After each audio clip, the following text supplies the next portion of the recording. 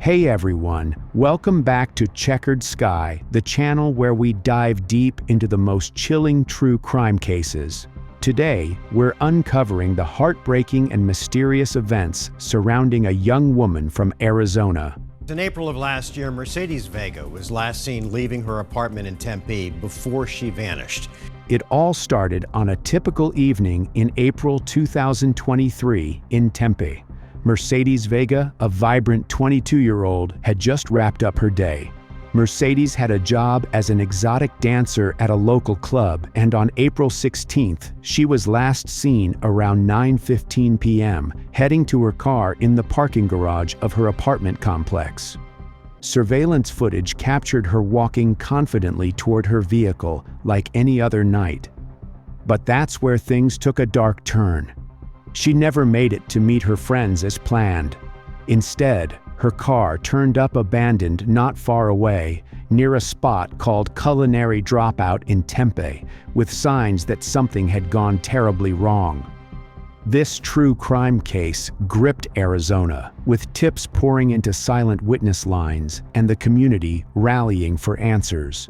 Mercedes' story highlights how quickly safety can shatter in familiar places, turning a routine evening into a tragedy that demands justice.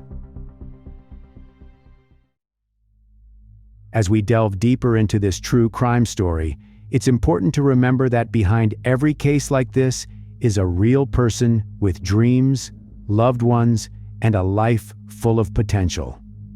Mercedes was born on March 10, 2001, in Anchorage, Alaska. From a young age, she showed a spark that drew people in. She loved horses and had a soft spot for babies, often finding joy in simple things that brought warmth to those close to her. In 2007, when Mercedes was 6 years old, her mother, Erica, began a relationship with Tom Pillsbury. Over time, Mercedes and Tom grew close. In 2010, just before Erica and Tom's wedding, Mercedes gave him a Father's Day card he still remembers clearly. In it, she wrote, "I love that you're marrying my mom." Moments like that said a lot about the bond they'd built. Growing up, Mercedes pursued her passions with dedication. She learned to play the violin and developed a beautiful singing voice, even performing the national anthem at sports games and special events. School came easily to her. She earned straight A's throughout her early years, proving her sharp mind and drive. Swimming was another talent. She excelled in the water and felt a deep connection to the ocean, once saying her soul belonged in Hawaii. That love for the sea reflected her free-spirited nature, always seeking places where she could feel at peace and alive. Her family played a central role in her life. Mercedes' parents, Erica and Tom Pillsbury, raised her in a home filled with support, eventually settling in Santan Valley, Arizona. Erica often described Mercedes as articulate and funny, with a prankster side that could lighten any room. Her laugh was infectious, the kind that made others join in, and she had a way of uplifting those around her without apology for being herself. By her early 20s, Mercedes had moved to Tempe, living independently in the Aubrey apartments. She worked as an exotic dancer at a club in Phoenix, taking shifts a few nights a week to support herself while chasing bigger goals. She dreamed of opening her own gym and becoming a personal trainer, channeling her energy into helping others get stronger. About 3 years before the events that changed everything, Mercedes faced a challenging incident in Phoenix. In October 2020, she was the victim of an armed robbery outside her apartment there, which left her shaken enough to relocate to Tempe for a fresh start. Police investigated, and she cooperated fully, even identifying a suspect in a lineup and providing a victim's impact statement. This experience highlighted her resilience. She didn't let it define her, but used it to move forward, focusing on her independence and aspirations.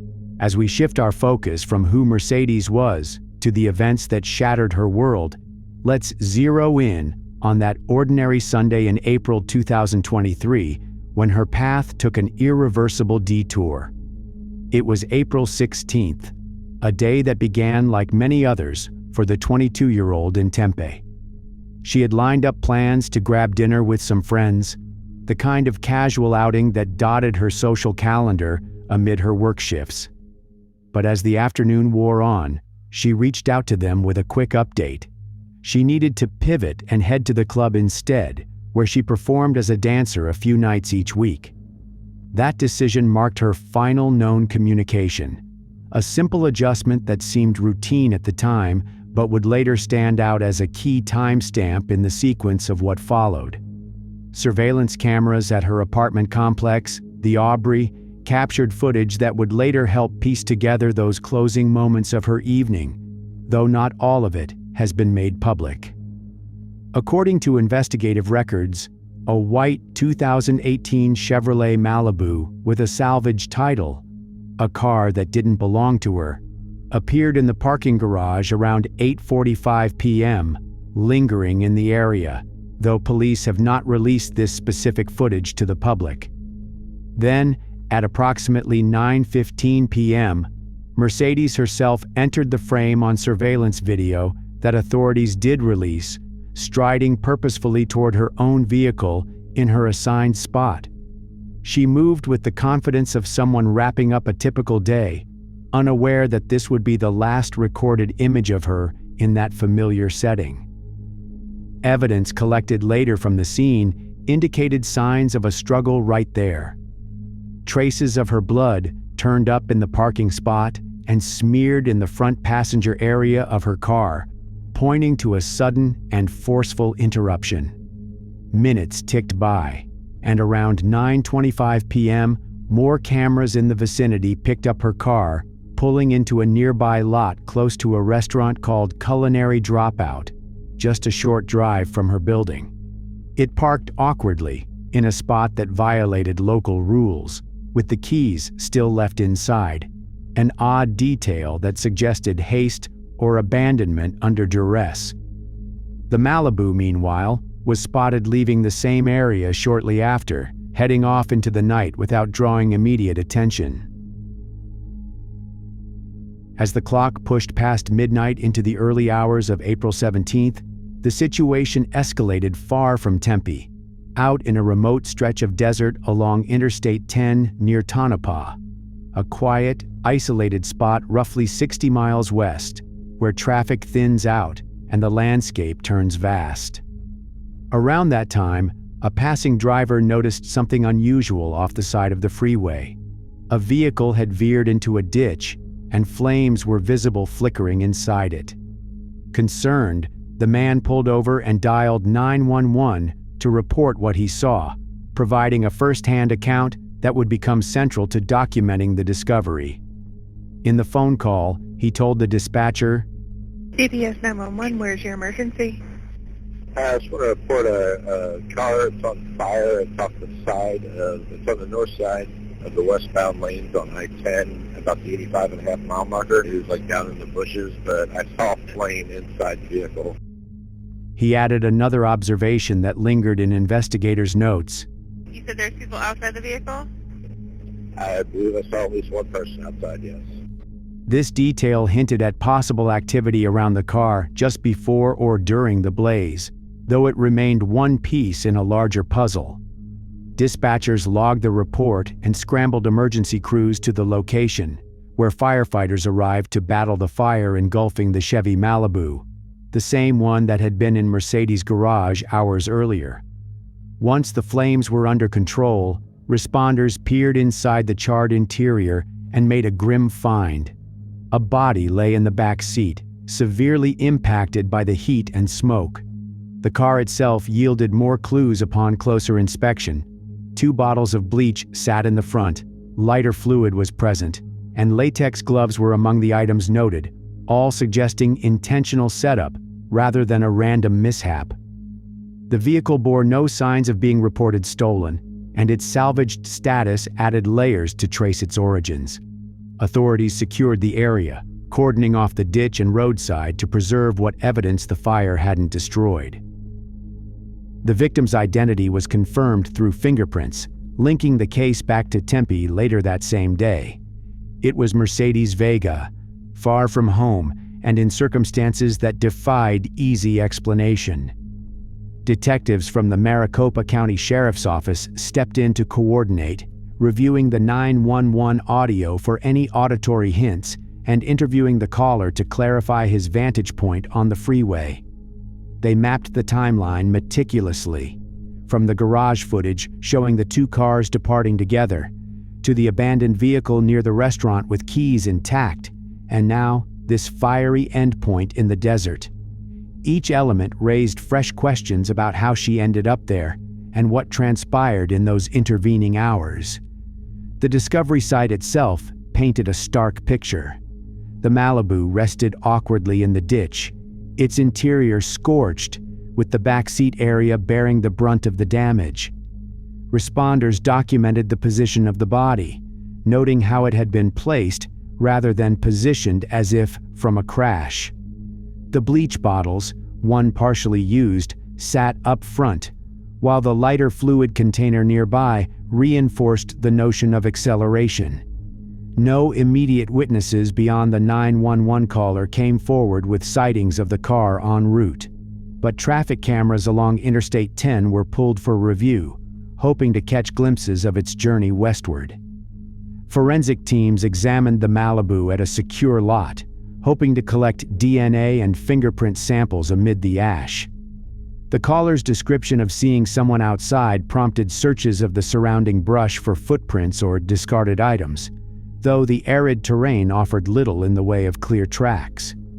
Mercedes's phone records were subpoenaed to trace any final signals, and her car's interior was examined for additional traces beyond the bloodstains. That evening, around 7 p.m., Mercedes' parents, Erica and Tom Pillsbury, who had just returned home from a vacation in the Caribbean, heard a knock at their door. Police officers stood there, asking if Mercedes lived with them, and after repeated questions from Erica about whether she was okay, they delivered the devastating news that she was deceased.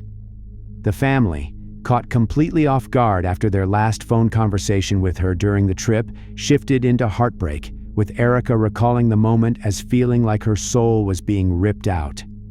Rallying in their grief, they later shared details of her habits to help investigators narrow down what might have drawn her into harm's way that evening. With the timeline of that fateful night etched into the investigation, detectives from the Maricopa County Sheriff's Office faced a daunting task: unraveling how a young woman vanished from her secure apartment garage and ended up in a burned-out car roughly 60 miles from where she lived. The probe stretched on for months, then years, with hurdles that tested patience and resources. Forensic teams worked on the charred Malibu, sifting through ash for DNA, fingerprints, and overlooked items, but progress felt slow. The autopsy report, completed by the Maricopa County Medical Examiner's Office, wasn't released until October 2023, 6 months after the discovery, revealing she had endured a gunshot to her arm, repeated blows to her head causing blunt force trauma, and chemical burns from bleach poured on her face and down her throat. Tragically, it showed she was still alive when the fire started, with the official cause listed as smoke inhalation and thermal injuries, ruling it a homicide. This delay in formal findings added to the frustration, as did the broader pace of the case, which saw limited public updates for over a year. Investigators turned to those closest to Mercedes, interviewing her family to map her routines and relationships. Her parents, Erica and Tom Pillsbury, provided insights into her daily life, emphasizing her independence and lack of known conflicts, though they couldn't ignore the shadow of an earlier ordeal in Phoenix. They sensed the inquiry lagged partly because of biases. Tom expressed in interviews that her part-time work as a dancer at a club a few nights a week seemed to delegitimize her in the eyes of MCSO, making it feel like, "My daughter doesn't matter to them." Sergeant Joaquin Enriquez countered that the unit treated all cases impartially, regardless of profession. Friends and colleagues at the club echoed her reliability, confirming her last-minute shift plan and noting no apparent enemies there. They mentioned her caution after past events, but nothing recent flagged danger. The investigation's core shifted to Mercedes's history, zeroing in on an armed robbery from October 12, 2020 that had left her shaken enough to relocate to Tempe. Around 5 a.m. that morning, outside her Phoenix apartment, a man approached her at gunpoint as she returned home, demanding her belongings and fleeing with cash and items. Phoenix police investigated, and Mercedes cooperated fully. She viewed a lineup and identified Cujo Young as the perpetrator, providing a victim's impact statement that detailed the trauma. Young, then facing charges of armed robbery with a deadly weapon, saw his case drag through 18 delays, often from attorney changes or plea negotiations. He reversed course on, rejecting, accepting, then rejecting deals. Mercedes was set to testify against him, with a trial date looming around mid-April 2023. Court records indicate she was scheduled for April 17th, the day her body was discovered, though some accounts place it the day before her disappearance. This timing raised eyebrows. Did the impending testimony play a role? As for Young, during those critical hours in April 2023, when Mercedes Vega was abducted and killed, records show he wasn't directly at either scene. He remained out of custody amid delays in his ongoing robbery case, with no confirmed presence in either Tempe, where she was taken, or Tonopah, where her body was found. Random crime theories faded against the calculated setup. Family and friends stressed her post-2020 vigilance, prioritizing that connection. Erica voiced frustration in media, believing the motive tied to testimony prevention. As those investigative threads tightened, pulling in digital trails and forensic matches, the Maricopa County Sheriff's Office finally made their move, leading to arrests that brought long-awaited names into the open. The first breakthrough came on November 11, 2024, when authorities apprehended Sincere Patrick Hayes in Hamilton County, Tennessee. Hayes, then 22 and a Chattanooga resident, was already in custody there on unrelated charges when MCSO detectives linked him directly to the evidence. His fingerprint had matched one lifted from a bloody plastic grocery bag found in Mercedes's abandoned car, a detail that had sat unmatched in databases for over a year until his May 2024 arrest in Tennessee added his prints to the system. Extradited to Arizona later that month, Hayes faced an initial court appearance where he entered a not guilty plea, his demeanor steady as the judge set a $2 million cash-only bond. During questioning, he admitted knowing Cujo Young from their shared Chattanooga roots and confirmed traveling to Arizona for what he called business, though he wouldn't specify with whom or why. Hayes's background revealed a pattern of brushes with the law starting from age 18. His adult record began in May 2021 with an arrest in DeKalb County, Alabama, for receiving a stolen gun and drug possession, leading to an indictment in February 2022. That case was dismissed on April 10, 2023, just days before Mercedes's final night, after he failed to appear for arraignment, though the warrant was later recalled. By May 2024, Chattanooga police arrested him again after a shots-fired call, finding him with multiple weapons, one stolen. Released on $5,000 bond, he was picked up weeks later by Hamilton County Sheriff's Office for DUI, speeding, and illegal firearm possession. The net widened further in June 2025 when detectives arrested Jared DeMarcus Gray, 25, in Catoosa County, Georgia. Like Hayes, Gray hailed from Tennessee, and his fingerprint turned up on a plastic cup inside the burned Malibu where Mercedes' body was discovered. He awaited extradition to Arizona, held on unrelated matters while prosecutors pushed for a $2 million cash-only bond. In interviews, Gray acknowledged being in Arizona around the time for business, but denied knowing Hayes or Young, a claim contradicted by travel records showing he and Hayes flew together from Tennessee to Phoenix on March 3, 2023, and returned via Greyhound bus on April 18th, the day after the fire. His criminal history lacked the depth of Hayes's, with no prior major convictions detailed in records, but the evidence tied him squarely to the scene through DNA and cell phone data mirroring the Malibu's path. Then, on July 24, 2025, a Maricopa County grand jury indicted Cudjoe Young, 29, also from Tennessee, who had been in custody on an unrelated warrant. Young appeared in court days later, declaring he would represent himself, responding, "Yes, sir," when the judge warned him he'd be held to the same standards as an attorney. He pleaded not guilty, and his bond was set at $2 million cash only. Young's past loomed large. He was the suspect Mercedes had identified in a 2020 armed robbery, where she picked him out of a lineup after being held at gunpoint outside her Phoenix apartment. That case saw repeated delays, 18 in total, often due to Young switching attorneys, as I mentioned earlier, frustrating her family as trial dates slipped. Beyond that, Young faced 10 counts in a separate drug trafficking probe, accused of running an operation shipping illegal drugs nationwide, including money laundering and conspiracy. Each faced serious accusations. Hayes was charged with first-degree murder, kidnapping, armed robbery, theft of means of transportation, arson of an occupied structure, conspiracy to commit first-degree murder, conspiracy to commit kidnapping, and hindering prosecution. Prosecutors sought the death penalty against him, citing the cruelty involved and a depraved motive. Gray's charges included first-degree murder, kidnapping, armed robbery, and theft. Young faced conspiracy to commit first-degree murder, conspiracy to commit kidnapping, first-degree murder, armed robbery, arson, and theft of transportation.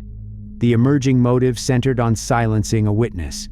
Investigators believed Young orchestrated the plot to prevent Mercedes from testifying against him in the 2020 robbery case, where she was set to appear in court. Records showed he authorized the credit card used for Hayes's and Gray's flights, paid associates to retrieve the Malibu under a fake name, and even called someone to pick up a package near the burn site that night.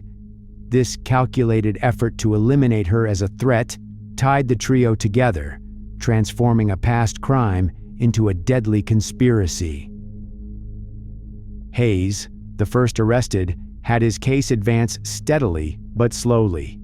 After his extradition and initial not guilty plea in late 2024, prosecutors filed a notice in May 2025 to seek the death penalty if convicted, citing aggravating factors like the crime's cruelty and its aim to obstruct justice by silencing a witness.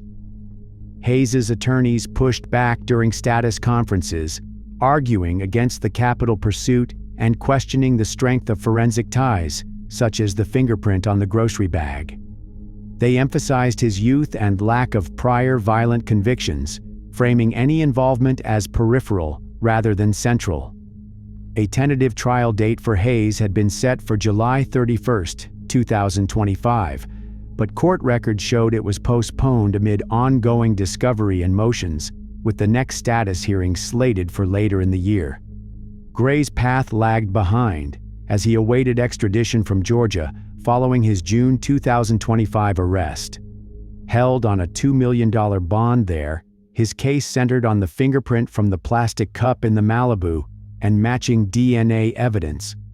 Defense filings from his Georgia hearings indicated plans to challenge the evidence chain, claiming potential contamination or misidentification, and they highlighted his minimal criminal history as evidence against a leading role.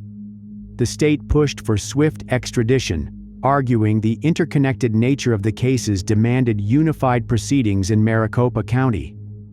Young's involvement added layers of complexity given his ties to the earlier robbery. Indicted on July 24, 2025, he faced the same core charges, with prosecutors asserting he masterminded the plot, using a credit card for flights and directing associates to acquire the Malibu under a false name. In his murder arraignment on August 1st, alongside Hayes, Young entered a not guilty plea, maintaining innocence and questioning the conspiracy links during brief statements. For Mercedes' family, the Erica and Tom Pillsbury, these steps offered bittersweet progress amid profound loss. They attended hearings faithfully, often speaking out about the system's shortcomings in protecting victims like their daughter, who had relocated after the robbery only to face escalation. Erica described the delays as agonizing, saying in interviews that the family felt on pins and needles waiting for accountability. The death penalty notice brought relief, with Tom noting it lifted a weight, affirming they weren't alone in the fight. Yet grief persisted.